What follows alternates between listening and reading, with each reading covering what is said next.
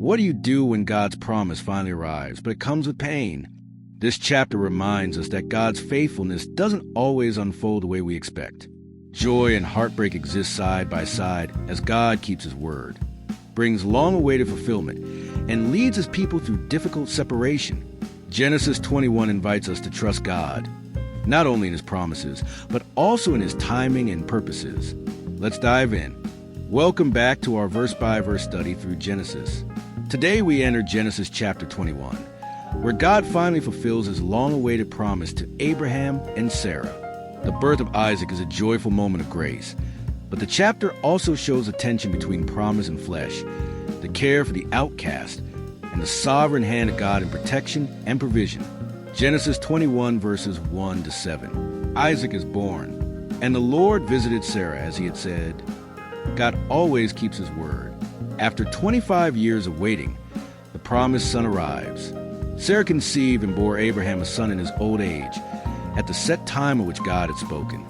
God's timing is perfect, not early, not late. Vadi Baucham says, God is never in a hurry, but He is always on time. And Sarah said, God has made me laugh. Who would have said to Abraham that Sarah would nurse children? Isaac's name means laughter. What was once doubt becomes joyful celebration. Genesis 21 verses 8 to 14. Hagar and Ishmael sent away. Sarah saw the son of Hagar, scoffing. Ishmael mocks Isaac. Paul later explains Galatians 4 verse 29.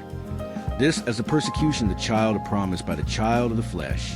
Cast out this bondwoman and her son. This may sound harsh, but God affirms it. Whatever Sarah has said to you, listen to her voice, for in Isaac your seed shall be called. John MacArthur notes, God is separating the promise from human effort. Ishmael represents the old covenant, Isaac, the new. Genesis 21 verses 15 to 21. God cares for Hagar and Ishmael, and she departed and wandered, and she said, let me not see the death of the boy. Hagar is desperate, but God sees and hears. Fear not, for God has heard the voice of the lad. Arise, lift up the lad, for I will make him a great nation. God is merciful, even to those outside the covenant. He provides water, hope, and a future. Genesis 21 verses 22 to 34. Abraham's covenant with Abimelech. God is with you in all that you do. Abimelech sees God's favor on Abraham and seeks a peace treaty. Abraham took sheep and oxen and made a covenant. The dispute over a well is settled with integrity. Abraham plants a tamarisk tree and calls on the name of the Lord, the everlasting God. This is El Olam, a name that emphasizes God's unchanging nature and eternal covenant faithfulness. Theological takeaways. God always keeps His promises, no matter how long the wait. The child of promise is a work of grace, not of human effort. God sees and cares for the outcast. He is both just and compassionate. God's presence brings peace. Even enemies recognize His hand on His people. Conclusion and application. Genesis 21 calls us to trust God's timing. Let go of fleshly efforts and rely on grace. Remember that God sees the broken and provides. Walk in such a way that others see God's hand in our lives.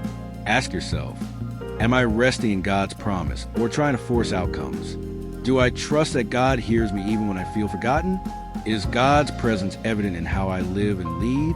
Thank you for watching. Like, share, and subscribe for more verse-by-verse Bible teaching. Family, thank you for spending this time in Genesis 21 with me today. If something spoke to your heart or encouraged you, share it in the comments. We're walking this journey together. May God remind us that He is faithful and that every promise He makes is sure. I'll see you tomorrow.